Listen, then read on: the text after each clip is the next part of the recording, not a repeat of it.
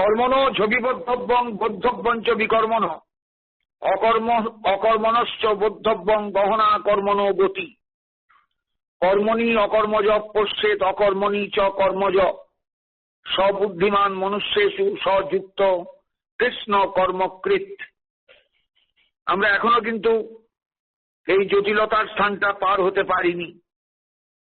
যারা শুনছেন শ্রীমদ্ ভগবদ গীতার ৪র্থ অধ্যায়ের ১৫, ১৬, ১৭ এই শ্লোকসমূহ, শ্লোকরাজির ব্যাখ্যা, তারা নিশ্চয়ই এই জটিল আবর্তে কিছুটা আবর্তিত। প্রত্যেকেরই মনে প্রশ্ন জাগছে যে ভগবান কি বলতে চাইছেন, গোবিন্দ কি বলতে চাইছেন, পার্থসারথী কি বলতে চাইছেন। কর্মতত্ত্বটা বড় জটিল, এই জন্য কর্মতত্ত্বটা জ্ঞানযোগের অন্তর্গত হয়েছে। কারণ কর্মতত্ত্বের জ্ঞান একটা বিশেষ জ্ঞান। এই জ্ঞান মানুষের জীবনে প্রতিনিয়ত দরকার, প্রতি পদক্ষেপে দরকার। কাকে কর্ম বলে, কাকে বিকর্ম বলে, কাকে অকর্ম বলে, এই ধাঁধার হাত থেকে মানুষকে যদি রেহাই পেতে হয় তাহলে খুব ভালো করে কর্মতত্ত্ব যেমন তাকে বুঝতে হবে, অবিহিত কর্ম বিকর্ম তত্ত্ব তাকে বুঝতে হবে, এবং অকর্মতত্ত্বও তাকে বুঝতে হবে। সবই কিন্তু তত্ত্ব। তত্ত্ব মানেই জ্ঞানের বিষয়, জ্ঞেয় বস্তু, একে জানতে হয়। কারণ আমরা জীবনে একটা মুহূর্ত কর্ম ত্যাগ করে চলতে পারি না, একটা মুহূর্ত কর্ম ছাড়া নিজেকে মুক্ত রাখতে পারি না। চুপচাপ শুয়ে থাকলেও আমার মনটা কাজ করে, এবং সে কোথায় যায় কত কিছু করে তার ইয়ত্তা নেই। অতএব প্রতিনিয়তই আমরা কর্মবন্ধনের জাল সৃষ্টি করে চলেছি নিজেদের জীবনকে বিড়ম্বিত করে তুলবার জন্য, এবং এইভাবেই আমরা বিড়ম্বিত হই জনমে জনমে প্রতি জীবনে। সেই জন্যই এই জায়গাগুলো অত্যন্ত গুরুত্বপূর্ণ। ভগবান শুরু করেছেন যে বক্তব্য দিয়ে, নমাং কর্মাণি লিপ্পন্তি নমে কর্মফলে স্পৃহা ইতি মাং জহবি জানাতি কর্মভীর নশবদ্ধতি। গোবিন্দ বলেই নিয়েছেন আমাকে কোনো কর্ম লিপ্ত করতে পারে না, বন্ধনের মধ্যে ফেলতে পারে না, কারণ আমার কোনো কর্মফলের আকাঙ্ক্ষা নেই। এইভাবে যিনি আমাকে জানতে পারেন, তাহলে জগতে গোবিন্দকে জানা, পার্থসারথীকে জানা একটা বড় কাজ, বড় গুরুত্বপূর্ণ কর্তব্য। কিন্তু আমরা কজনা সেই চেষ্টা করি? কজনা গীতার গভীর থেকে গভীরতর জায়গায় পৌঁছিয়ে গোবিন্দের মনোভাব বুঝবার চেষ্টা করি? আমরা কেউ চেষ্টা করি না।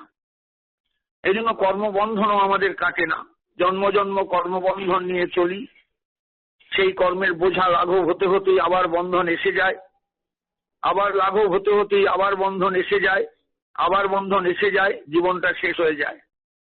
পরবর্তী জীবনে যখন এলাম তখন সেই কর্মবন্ধনের জাল আমার চারপাশে রুদ্ধদ্বার করে রেখেছে আমাকে, আমি বেরোতে পারবো না সেখান থেকে। অতএব প্রতি জীবনেই আমরা এই কর্মজালে বন্দী, কর্মজালে বদ্ধ। এ বড় মারাত্মক স্থান, মারাত্মক জায়গা। আমরা কেউ কিন্তু মুক্ত নই। ভাববেন না আমরা মুক্ত, দুহাত পা ছুড়ে আমরা একবারে মুক্ত বলে নিজেকে ঘোষণা করতে পারি। কেউ আমরা মুক্ত নই। যে জেলে আছে, কারাগারে বদ্ধ আছে, সে এক জাতীয় বদ্ধ। কিন্তু আমরা যে সবাই কর্মজালে বদ্ধ, এটা কিন্তু কোনো মানুষ আমরা বুঝি না, উপলব্ধি করি না।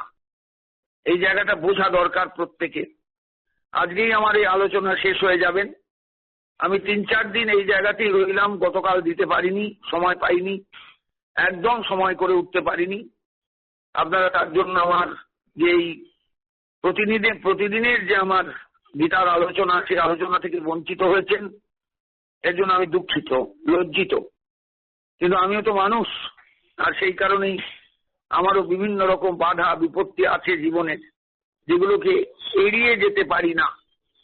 আর সেই কারণেই মধ্যে মধ্যে বাদ পড়ে যায়, বাদ পড়ে গেল গতকাল। আসুন আজকে আমরা সেই জায়গাটায় পৌঁছই। খুব বেশি সময় নেব না, এগিয়ে যাব এইবার। কারণ আপনারা যারা শুনছেন তাদের ধৈর্যচ্যুতি ঘটে যাচ্ছে, আমি বুঝতে পারছি।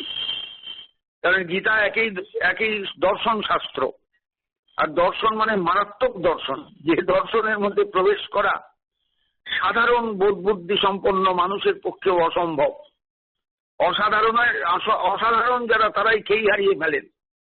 সাধারণ এখানে প্রবেশ করবে কি করে? তবু আমি যেহেতু সাধারণের জন্য এই গীতার আলোচনায় প্রবৃত্ত হয়েছি, সাধারণের কাছে গীতার এই আস্বাদন তুলে ধরে দিতে চাই, তুলে দিয়ে তাদের অন্তরের গ্লানি মোচন করবার চেষ্টা করছি।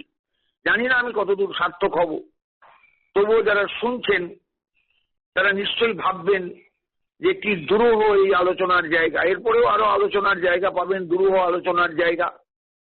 তবে হ্যাঁ, কর্মযোগে আমরা যা পাইনি, জ্ঞানযোগে এসে সেই কর্মের আলোচনা পাচ্ছি, কারণ এটা একটা জ্ঞানের বিষয়, জানার বিষয়। জ্ঞানযোগ মানেই জানার বিষয়, জ্ঞানের বিষয় জ্ঞানযোগ। যাকে জানতে হয়, যাকে বুঝতে হয়, যাকে ভাবতে হয়, যাকে নিয়ে রীতিমতো চর্বিত চর্বণ করতে হয়, রোমন্থন করতে হয়, শয়নে স্বপনে জাগরণে যে কর্মতত্ত্ব নিয়ে মানুষের ধারণা জন্মায়, সেই ধারণাটা তাকে যাতে বিশুদ্ধ হয়, তার জন্য গীতার কাছে একটু আমাদের আত্মসমর্পণ করা দরকার। আমি কিভাবে চলবো, আমার কর্ম আমি কিভাবে করব, কর্তব্য কর্মই বা কিভাবে করব, অবিহিত কর্মই বা কিভাবে বাঁচাবো, কিভাবে নিজেকে রক্ষা করব, আর অকর্মই বা কেমন করে করব, কর্মত্যাগই বা কেমন করে করব, কর্মশূন্যতা নিয়ে জীবনটাকে কিভাবে চালাবো, সবকিছুই ভাবতে হয়। এই জন্যই এই জায়গাটা নিয়ে আমার সময় গেল অনেক। আমি জানি না আপনারা কতদূর কে উপলব্ধি করতে পারলেন, তবে আমার অনুরোধ, একে কিন্তু একদিন পাঠ করে বা একদিন পাঠ শুনে ফেলে রাখলে চলবে না।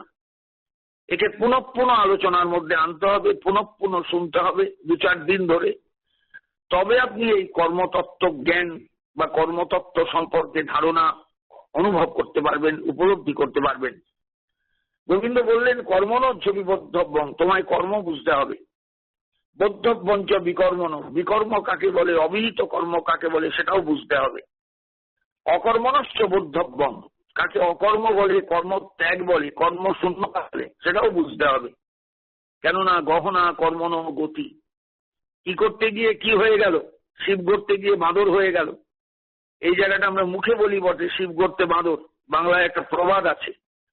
কিন্তু আমাদের জীবনেও তাই, কর্ম করতে গিয়ে অনেক অকর্ম করে ফেলি, অবিহিত কর্ম করে ফেলি।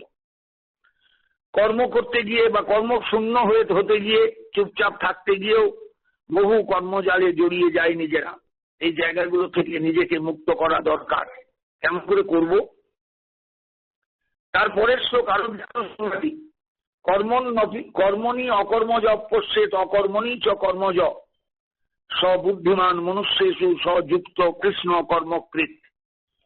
জগতে কেউ কেউ থাকেন কৃষ্ণ কর্মকৃত, সত্যিকারের কর্মী। কৃষ্ণ মানে সার্বিক ভাবে, সম্পূর্ণরূপে। কৃষ্ণ কর্মকৃত মানে সব কর্ম তারা সঠিক করতে পারেন। এরা সবাই পণ্ডিত, এদের পণ্ডিত বলে, সবুদ্ধিমান বলেছেন ভগবান। পণ্ডিত মানে বুদ্ধিমান, কারণ বুদ্ধি না থাকলে, চেতনা না থাকলে মানুষ কৃষ্ণ কর্মকৃত হয়ে উঠতে পারে না, কখনো পারবে না। কারণ বুদ্ধিপূর্বক তাকে চলতে হবে, বুদ্ধিপূর্বক তাকে প্রত্যেকটা কর্মকে গ্রহণ করতে হবে, বুদ্ধিপূর্বক তাকে কর্মকে চিন্তা করে গ্রহণ করে সার্থক হতে হবে জীবনে। এটাই হলো কর্মযোগ, কর্মতত্ত্ব জ্ঞান। কর্মযোগ মানে কর্মতত্ত্ব জ্ঞান। কর্মযোগের অধ্যায় আমরা পার হয়ে গেছি, কিন্তু এটা জ্ঞানযোগের অধ্যায়। জ্ঞানযোগে কথাগুলো কেন না, কর্মতত্ত্ব সম্পর্কে ধারণাটাই তো একটা জ্ঞান, একটা বিশেষ জ্ঞান। এই জ্ঞান যদি মানুষের না থাকে, এই জ্ঞান যদি মানুষের অর্জিত না হয়, তাহলে কোনো কর্মকেই সে সত্যিকারের জীবনে গ্রহণ করতে পারবে না। কখনো দেখা যাবে কর্ম অকর্ম হয়ে গেছে, কখনো দেখা যাবে অকর্ম বিকর্ম হয়ে গেছে, বিকর্ম অকর্ম হয়েছে, কর্ম বিকর্ম হয়ে গেছে। নানা রকম গন্ডগোল সৃষ্টি হবে, এবং এই গন্ডগোলগুলো সৃষ্টি হলে আমি তো দয়ে মজে যাব, একদম দয়ে মজে যাব, একদম ডুবে যাব আমি। এইভাবেই আমরা প্রতি জীবনে ডুবে যাচ্ছি, এইভাবেই আমরা প্রতি জীবনে ডুবতে ডুবতে চলেছি। কোনোদিনই সাঁতরিয়ে কুলে গিয়ে পৌঁছতে পারছি না, বা সাঁতরাতেও পারছি না। কারণ দয়ে মজে গেলে, একবার বিরাট গর্তে পড়ে গেলে, খাতে পড়ে গেলে, স্রোত যদি থাকে তাহলে সাঁতরিয়ে কুলে যাব কেমন করে? অতএব আমরা সবাই হেরে যাচ্ছি। কর্মের এই জটিলতার কাছে আমরা সবাই একেবারে মুহ্যমান।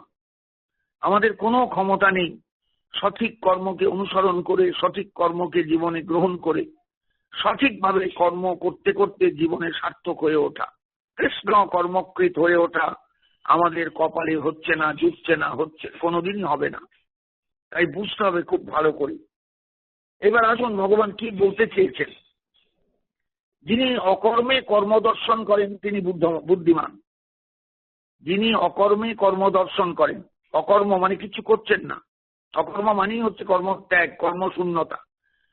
কিন্তু তিনি বোঝেন যে আমি কর্মশূন্য হলেও আমি কিন্তু মনে মনে কর্ম করছি, মন আমার চারদিকে ছুটে বেড়াচ্ছে, অতএব এর কর্মফল হচ্ছে এবং সেই ফল আমায় পেতে হবে।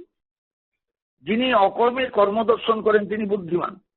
অনেকে আলস্য হেতু দুঃখ বুদ্ধিতে কর্তব্য কর্ম ত্যাগ করে বসেন, কিন্তু তারা জানেন না এই অবস্থাতেও প্রকৃতির ক্রিয়া চলতে থাকে, কর্ম বন্ধ হয় না, কর্ম ত্যাগ হয় না। বুঝতে পারছেন? তৃতীয় অধ্যায় চতুর্থ শ্লোকের পঞ্চম শ্লোকের একটা সমর্থন পাবেন, আবার অষ্টাদশ অধ্যায়ের একাদশ সংখ্যক শ্লোকের একটা সমর্থন পাবেন। এই যে কর্মত্যাগ বা অকর্ম, এ কিন্তু প্রকৃতপক্ষে কর্ম, এটা কর্ম, কেননা এটা বন্ধনের কারণ। আবার এরা কর্মত্যাগ করে যখন মনে করেন আমি কর্ম করি না, আমি বন্ধন মুক্ত, তখন আমি কর্ম করি না এই যেমন অভিমান, আমি কর্ম করি না, আমি কর্ম করি এটা যেমন অভিমান, সেদিন আমি কর্ম করি না এটাও সেরকম অভিমান। সুতরাং বন্ধনের কারণ এরা বুঝেও বোঝেন না, কর্ম করে প্রকৃতি, আমি নই। আসলে কর্মটা করছে প্রকৃতি। আমার ভেতরে যে প্রকৃতি রয়েছেন, আমার মধ্যে সমস্ত জগৎ জুড়ে যে প্রকৃতির খেলা চলছে, যে প্রকৃতি সক্রিয়া, যে প্রকৃতি সর্বদার জন্য এই সংসারকে চালাচ্ছেন, সেই প্রকৃতি কর্ম করে, আমি কর্ম করি না। এটা ভাবতে পারবো আমরা কেউ? আমরা বলবো আমি কর্ম করি না, আমি কর্ম করছি। বস্তুত আমি ত্যাগ না হইলে, আমি ত্যাগ না হলে, আমিত্ব যদি ত্যাগ না করতে পারি আমরা সর্বদার জন্য, দেখুন আমি আমি আমি আমি আমি করছি, আমি করছি না, আমি বলছি, আমি বলিনি, আমি বলছি, আমি বলিনি, আমি খেয়েছি, আমি খাইনি, সব সময় আমি, সব জায়গায় আমরা আমিকে নিয়ে আসি সামনে, এর নামই অহংকার। এই অহংকার পারবো ত্যাগ করতে কর্মের কালে? কর্ম যখন করবো সেই সময় কেবল কর্মত্যাগে বন্ধন মুক্ত হওয়া যায় না। সুতরাং এরূপ অকর্ম বা কর্মত্যাগ ও বন্ধন হেতু বলে প্রকৃতপক্ষে এটা কর্মই, এটা হলো অকর্ম তত্ত্ব। আর কর্মতত্ত্ব হলো যে সম্পূর্ণ সমস্ত কর্ম ঈশ্বরে সমর্পণ করে আমিত্বকে বর্জন করে ফলাকাঙ্ক্ষা শূন্য হয়ে যে কর্ম, সেটাই হলো প্রকৃত কর্মতত্ত্ব। এটা হলো অকর্মতত্ত্ব। অকর্মতত্ত্ব মানে হচ্ছে অবিহিত কর্ম। সত্যিকারের কর্ম এটা হলো না, কিন্তু আমি মনে করছি আমি কর্ম করলাম, কিন্তু সত্যি আমি কর্ম করিনি।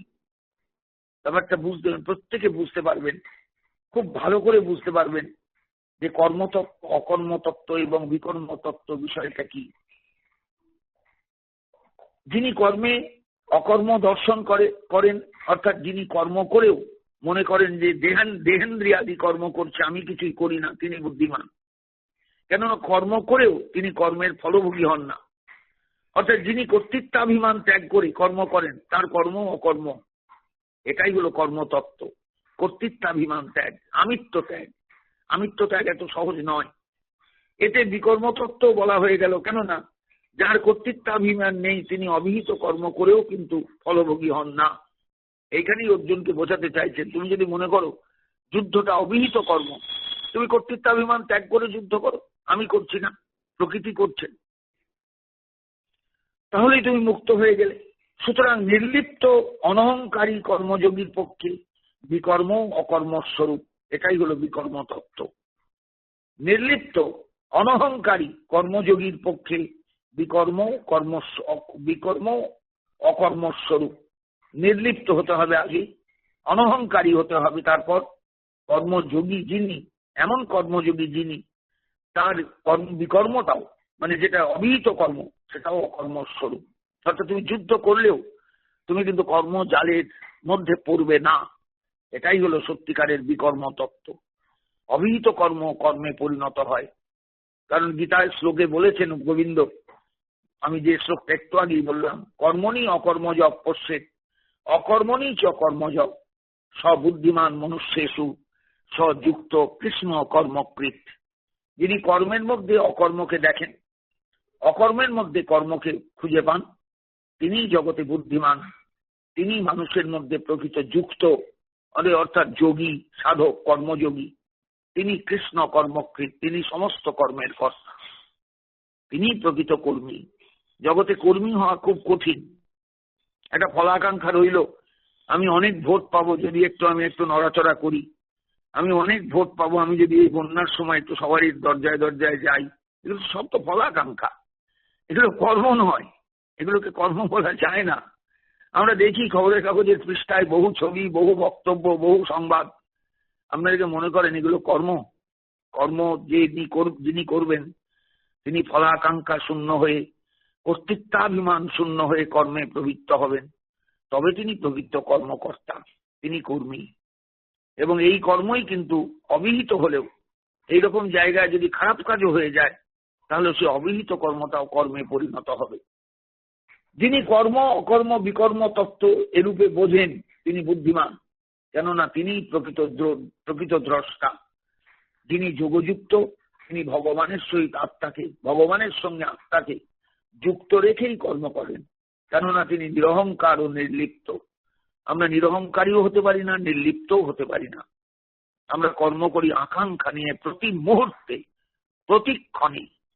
সুতরাং আমাদের প্রকৃত কর্ম কখনোই করা হয় না, প্রকৃত কর্মী আমরা কখনোই হতে পারি না।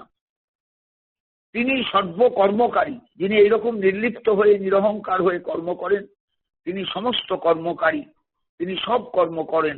ওই কৃষ্ণ কর্মকৃত কথাটার বাংলায় বললাম, কেননা কর্ম বন্ধনের কারণ হয় না বলেই তার কর্ম ত্যাগ করার প্রয়োজনও হয় না। এই তার কর্মটা বন্ধনের কারণ হয় না, তাই তার কর্ম ত্যাগ করার প্রয়োজন নেই, কারণ তিনি সম্পূর্ণ আকাঙ্ক্ষা বর্জিত, কোনো ফলাকাঙ্ক্ষা তার নেই। আমি ভোট পাওয়ার জন্য কর্ম করছি না, আমি লোকের প্রশংসা পাওয়ার জন্য কর্ম করছি না, আমি হাততালি পাওয়ার জন্য কর্ম করছি না, আমি মানুষের একবারে খুব সাংঘাতিক ভাবে মানুষের কাছে পৌঁছবার জন্য কর্ম করছি, তাও নয়। আমার কর্ম সম্পূর্ণরূপে অহংকার শূন্য, কামনা শূন্য, ফলাকাঙ্ক্ষা শূন্য। এটা সাধারণ ব্যাপার নয়। এইভাবেই কর্মতত্ত্বকে ঠিক করতে হয়, অকর্ম তত্ত্বকে ঠিক করতে হয়, বিকর্ম তত্ত্বকে ঠিক করতে হয়। এইবার আপনাদের কাছে আমার প্রশ্ন, যে কটা মানুষ কর্ম করবার সময়ে কর্মতত্ত্ব, অকর্মতত্ত্ব, বিকর্মতত্ত্ব বুঝে নিয়ে প্রতিটা পদক্ষেপ ফেলতে পারেন বলুন তো? প্রতিটা পদক্ষেপ রাখতে পারেন বলুন তো? কেউ পারেন না, কেউ পারেন না, কেউ পারেন না।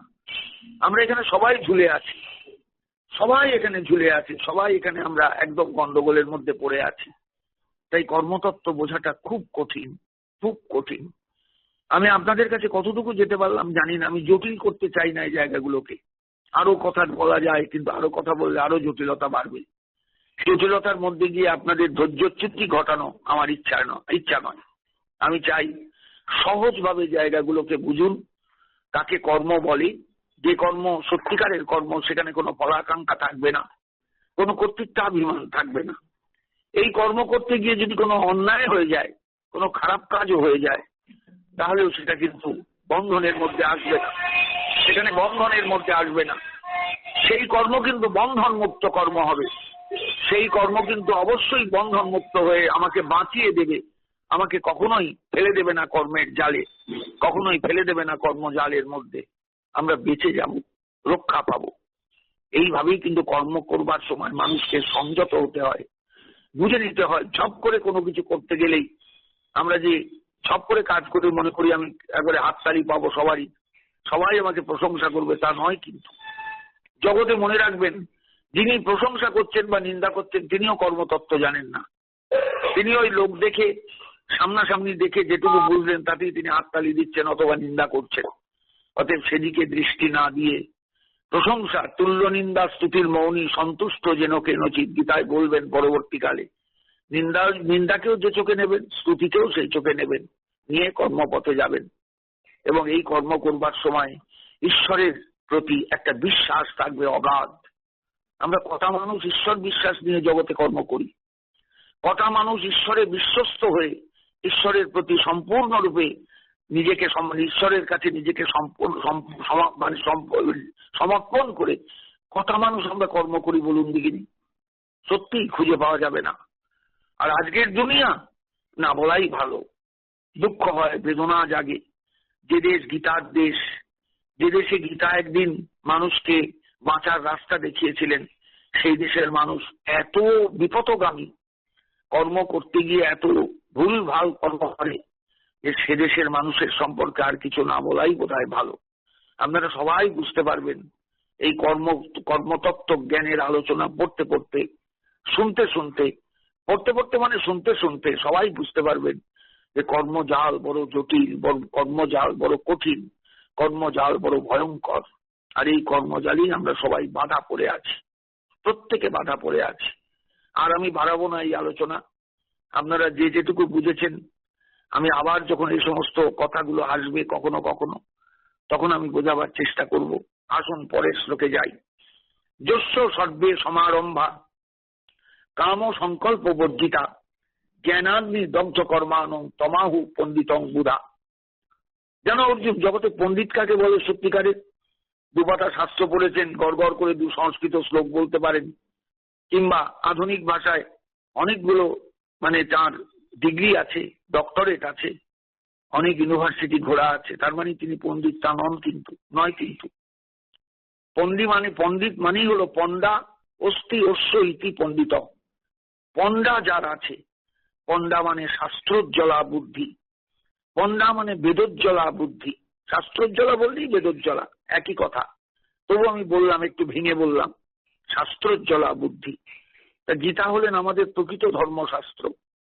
তা সেই গীতার ভাষায় ঢুকে যে জ্ঞানটা পেলেন আপনারা সবাই, যে বোধটা পেলেন আপনারা সবাই, যে কর্মতত্ত্ব সম্পর্কে আলোচনা শুনলেন আপনারা সবাই, এই বুদ্ধি কজনের কাজ করে বলুন তো? কটা পণ্ডিতের কাজ করে আমাদের দেশে? অনেক পণ্ডিত আমাদের চারপাশে আছেন, কেউ ডক্টরেট, কেউ প্রফেসর, কেউ শিক্ষক, কেউ বড় উচ্চ পদস্থ কর্মচারী, রাজকর্মচারী, সরকারি কর্মচারী, অনেক আছেন। তাদের সঙ্গে কথা বলে দেখবেন, তাদের সঙ্গে ওঠা বসা করে দেখবেন, তাদের চরিত্র কেমন, তাদের ভাষা কেমন, তাদের কথাবার্তা কেমন, তারা কেউ কর্মতত্ত্ব সম্পর্কে অবহিত কিনা? কেউ অবহিত নন, কারণ গীতা কেউ পড়েন না। গীতার সঙ্গে কারুর কোনো যোগাযোগ নেই। গীতা আছে না আছে, গীতা একটা আছে গ্রন্থ, এই পর্যন্ত নাম জানেন, ছোট্ট নাম বলেই জানেন, বড় নাম হলে জানতে পারতেন না। ছোট্ট নাম সেই জন্য জানেন, কিন্তু গীতার ভেতরে কি আছে কেউ তো কোনোদিন ঢোকেননি, যেন কেউ জানেন না। অতএব এরা পণ্ডিত হলেও কেউ পণ্ডিত নন। গোবিন্দ বলছেন, সংজ্ঞা বলছেন, পণ্ডিত কাকে বলে জানো অর্জুন? যস্য সর্বে সমারম্ভা কাম সংকল্প বর্জিতা। যার কর্মের আরম্ভটা কাম সংকল্প বর্জিত। যে কোনো কর্ম করতে গেলেই আমরা তো কামনা নিয়ে কর্ম করি। ছেলে মানুষ করছি, ছেলে বড় হয়ে আমাকে দেখবে, ছেলে 5 জনের মধ্যে 1 জনা হবে, ছেলে প্রচুর অর্থ উপার্জন করবে, আমি দুঃখে কষ্টে থাকলেও ছেলে সুখে থাকবে। এগুলো আমাদের সব ভেতরের ফলাকাঙ্ক্ষা, কামনা। কেউ কিন্তু ফলাকাঙ্ক্ষা শূন্য হয়ে ছেলে মানুষ করেন না, ছেলে বড় করেন না। কেউ ফলাকাঙ্ক্ষা শূন্য হয়ে মেয়েকেও বড় করে তোলেন না। মেয়ের ভালো বিয়ে হবে ভালো শিক্ষিত হলে, এটাই তাদের দৃষ্টিভঙ্গি। তাহলে আকাঙ্ক্ষা তো রয়েছে ভেতরে। কিন্তু পরিষ্কার বলছেন, যস্য সর্বে সমারম্ভা কাম সংকল্প বর্জিতা। যার প্রত্যেকটি কর্মের আরম্ভ কাম সংকল্প বর্জিত, কোনো কামনার সংকল্প নেই, কিচ্ছু চান না। কর্ম করতে হয়, কর্ম করতে জগতে এসেছি, কর্ম ছাড়া থাকতে পারবো না, তাই আমি কর্মে প্রবৃত্ত। কিন্তু আমার এখানে কোনো কামনাও নেই, কোনো বাসনাও নেই, কোনো আমার সংকল্পও নেই। পুজোর আসনে বসে পুরোহিত তিল, তুলসী পাতা, গঙ্গার জল, ফুল, চন্দন সবকিছু নিয়ে সংকল্প করেন। বিষ্ণু পদ্য অমুকে মাসি, অমুকে পক্ষে, অমুক তিথ, অমুকে তিথ, অমুক তিথ, অমুক দেবশর্মা, অমুকের জন্য তার ধন ধান্য বৃদ্ধি, তার সন্তান সন্ততি বৃদ্ধি, তার খ্যাতি বৃদ্ধি, এই সব কিছুর জন্য, কিংবা শত্রু নাশের জন্য তারা কামনা করে পুজো করছেন। পুরোহিত সংকল্প করলেন, দক্ষিণান্ত হলো সংকল্পের কারণে, দক্ষিণান্ত করে পুজো শেষ করে উঠলেন। তাহলে টোটাল পুজোটাই, টোটাল অনুষ্ঠানটাই কাম সংকল্প পূর্বক হলো। কিন্তু কাম সংকল্প পূর্বক অনুষ্ঠান গীতা কিন্তু সমর্থন করেননি। এইরকম মানুষকে পণ্ডিতও বলেননি। এরা নিছক ফলাকাঙ্ক্ষা যুক্ত সাধারণ মানুষ। আমরা সবাই সাধারণ, সবাই সাধারণ, সবাই সাধারণ, অসাধারণ আমরা কেউ হতে পারিনি। যস্য সর্বে সমারম্ভা কাম সংকল্প বর্জিতা, যার প্রতিটি কর্মের আরম্ভ কাম সংকল্প বর্জিত, কোনো কামনা নেই, কোনো কামনা নেই।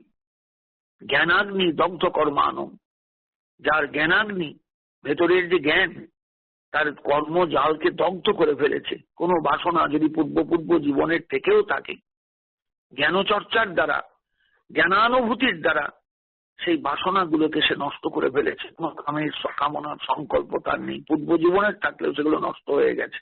জ্ঞানাগ্নি দগ্ধ কর্মানম, যিনি জ্ঞানাগ্নি দ্বারা কর্মকে দগ্ধ করতে পেরেছেন, মানে কর্মফলকে দগ্ধ করতে পেরেছেন, কর্মজালকে নষ্ট করতে পেরেছেন, তমাহু পণ্ডিতং বুধা, তিনি পণ্ডিত। বুঝতে পারছেন এইবার এই জগতে কিরকম মানুষ হওয়া দরকার, কিরকম ভাবে চলা দরকার, কিরকম মানুষের কিরকম পদক্ষেপটা জগতে দরকার। আমি নিজেই আপনাদের কাছে ব্যাখ্যা করতে গিয়ে ভাষা খুঁজে পাচ্ছি না। আমি কি ভাষায় আপনাদের কাছে বলবো? প্রতি মুহূর্তে মনে হচ্ছে শব্দটা বোধহয় কঠিন হয়ে যাবে, শব্দটা কঠিন হয়ে যাবে, শব্দটা কঠিন হয়ে যাবে, প্রয়োগটা কঠিন হয়ে যাবে, সাধারণ মানুষ বুঝতে পারবে না। আমি জানি সাধারণ মানুষ এখানে ধারে কাছেও আসতে পারবে না। যারা একটু শিক্ষিত তারাও ধারে কাছে আসতে পারবেন না। যারা একটু অভিনিবিষ্ট শাস্ত্রের বাক্যের সঙ্গে, শাস্ত্রের ভাষার সঙ্গে, তারা হয়তো একটু কাছে আসলেও আসতে পারেন, তারা হয়তো একটু মনোযোগ সহকারে শুনবেন। কিন্তু আমরা কোন জায়গায় দাঁড়িয়ে আছি দেখুন তো। প্রতিটা ক্রিয়াই তো কামনা নিয়ে, সংকল্প নিয়ে করি। হয়তো হ্যাঁ, সেখানে তিল তুলসী পাতা নেই, হর্তুকি নেই, হরিতকি নেই, কিন্তু আমার কামনা তো আছে। কোন কাজটা আমরা কামনা ছাড়া করি? এটা ভালো লাগছে, এই তরকারিটা খেতে আমি ভালোবাসি, তাই এই তরকারিটা রান্না হচ্ছে, সেটাও তো কামনা। ভাতটা একটু গলা গলা হলে আমার পক্ষে ভালো হয়, আমার তাড়াতাড়ি হজম হয়, আমার শরীরটা সুস্থ থাকে, এটাও তো কামনা। যাহা পাইলাম তাহা খাইলাম, এটা তো আমরা করি না। যাহা রুচিবে, যাহা আসিবে সামনে তাই খাইব অত্যন্ত আনন্দ সহকারে, তা তো করি না আমরা। আমরা তো বেছে বেছে খাই, তাই না? তাহলে কোথায় কামনা নেই একবার বলুন দেখিনি। তাহলে জগতে পণ্ডিতকে খুঁজে পাওয়া যাবে না, খুঁজে পাওয়া যাবে না, খুঁজে পাওয়া যাবে না। যস্য সর্বে সমারম্ভা কাম সংকল্প বর্জিতা, জ্ঞানাগ্নি দগ্ধ কর্মানম তমাহু পণ্ডিতং বুধা। মধুসূদন সরস্বতীবাদ বলছেন কাম সংকল্প বর্জিত মানে কি? কাম ফল তৃষ্ণা, কাম মানে হলো ফলের তৃষ্ণা। সংকল্প কি? সংকল্প অহং করমি ইতি কর্তৃত্বাভিমান স্তাভ্যাং বর্জিতা। সংকল্প হলো আমি করছি, কর্তৃত্বাভিমান নিয়ে আমি চলি, এটাকে বর্জন করে চলা, তবে হলো কাম সংকল্প বর্জন। কজনা কাম সংকল্প বর্জন করে কর্মে প্রবৃত্ত হন বলুন তো, কিন্তু সত্যিকারে। আর জ্ঞানাগ্নি দগ্ধ কর্মানো, এ তো মারাত্মক কথা। জ্ঞান কর্মে অকর্ম দর্শন রূপ জ্ঞান দ্বারা যার শুভাশুভ কর্মফল দগ্ধ হয়েছে, কর্মের ফলভাগিত্ব বিনষ্ট হয়েছে, তিনি হলেন জ্ঞানাগ্নি দগ্ধ কর্মা। জ্ঞানাগ্নি দগ্ধ কর্মা কে? কর্মে অকর্ম দর্শন রূপ জ্ঞান দ্বারা যার শুভাশুভ কর্মফল দগ্ধ হয়েছে, কর্মের ফলভাগিত্ব বিনষ্ট হয়েছে, তিনি হলেন জ্ঞানাগ্নি দগ্ধ কর্মা। অর্থাৎ জ্ঞানরূপ অগ্নি তার মধ্যে জ্বলেছে, জেগেছে, জ্বলেছে মানে জেগেছে, এবং সেই অগ্নিতে সমস্ত কর্ম দগ্ধ হয়ে গেছে। সেই ব্যক্তিটাকে খুঁজে পাওয়া যাবে জগতে? এরকম ব্যক্তি ভাবতে পারবেন জায়গাগুলো? বুঝতে পারা তো দূরের কথা, আগে তো ভাবতে হবে, তারপরে তো বোঝা। একটু ভাবুন দেখিনি ভালো করে, জ্ঞানাগ্নি দগ্ধ কর্মা বলতে কি বোঝানো হয়েছে? জ্ঞানাগ্নি দগ্ধ কর্মা, জ্ঞানরূপ অগ্নির দ্বারা কর্ম দগ্ধ হইয়াছে যার, এটা সমাজবদ্ধ পদ। জ্ঞানরূপ অগ্নির দ্বারা যাহার কর্ম দগ্ধ হইয়াছে, কারণ আমরা প্রতিনিয়ত অজস্র কর্ম করে যাচ্ছি সংকল্প নিয়ে। সেই সংকল্পগুলো ধ্বংস হওয়া দরকার। কিসে ধ্বংস হবে? শাস্ত্র জ্ঞানী। এই জন্য মানুষের শাস্ত্র চর্চার প্রয়োজন, এই জন্য মানুষের শাস্ত্র জ্ঞানের প্রয়োজন। শাস্ত্র পরিষ্কার বলেছেন তুমি কিন্তু কোনো আকাঙ্ক্ষা নিয়ে জগতে চলো না, নিরাকাঙ্ক্ষ হও। গীতা তো বলেছেনই, অন্য শাস্ত্রেও যদি যান সেখানেও দেখবেন একই সমর্থন। তুমি নিরাকাঙ্ক্ষ হও। জগতে আকাঙ্ক্ষা নিয়ে চললে বড় বিপদ। সেই আকাঙ্ক্ষা মেটাতে তোমাকে আসতে হবে, আবার সেই আকাঙ্ক্ষা মিটবে তবে তুমি মুক্ত হবে।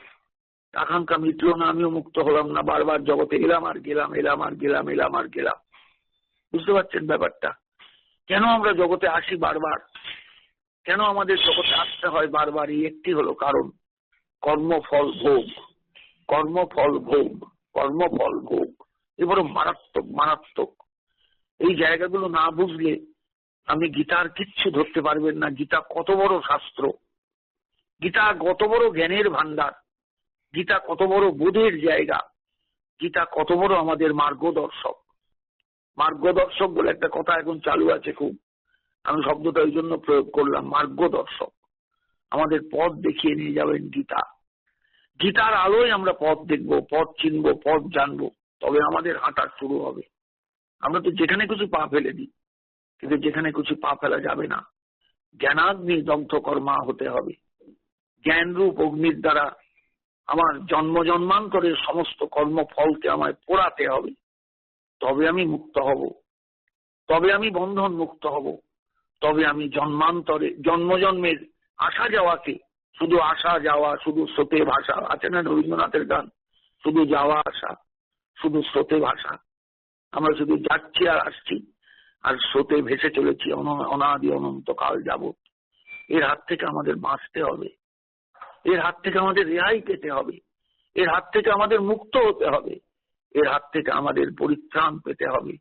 নইলে কিন্তু আমাদের কিচ্ছু হলো না, কিচ্ছু হবে না, কিচ্ছু হওয়ারও নয়। জ্ঞানাগ্নি দগ্ধ কর্মানং তমাহু পণ্ডিতং বুধা। আবার বলি, পণ্ডিত মানেই হলো পণ্ডা অস্তি পণ্ডা অস্তি অশ্ব ইতি পণ্ডিত। পণ্ডা শব্দের উত্তর ইতচ প্রত্যয় করে পণ্ডিত শব্দটা হয়েছে। পণ্ডা মানে শাস্ত্রোজ্জ্বলা বুদ্ধি, পণ্ডা মানে বেদোজ্জ্বলা বুদ্ধি। শাস্ত্র জ্ঞান যখন বুদ্ধিটাকে নির্মল করে তোলে, একদম পঙ্কিলতা থেকে একদম মুক্ত হয়ে যায় বুদ্ধি, বুদ্ধিটা একবারে চরম উৎকর্ষ লাভ করে, তখন মানুষ পণ্ডায় সিদ্ধ হয়। তখনই পণ্ডা শব্দের উত্তর ইতচ প্রত্যয় করে পণ্ডিত কথাটা দাঁড়ায়। আমি দুটো পরীক্ষায় পাশ দিলাম আর পণ্ডিত হয়ে গেলাম। অত সস্তা নয় পণ্ডিত হওয়া, অত সহজ নয় পণ্ডিত হওয়া। তমাহু পণ্ডিতং বুধা। প্রত্যেকে বুঝবেন, প্রত্যেকে ভাববেন, প্রত্যেকে বিচার বিমর্শ করবেন, বারবার শুনবেন, বারবার শুনবেন, বারবার শুনবেন।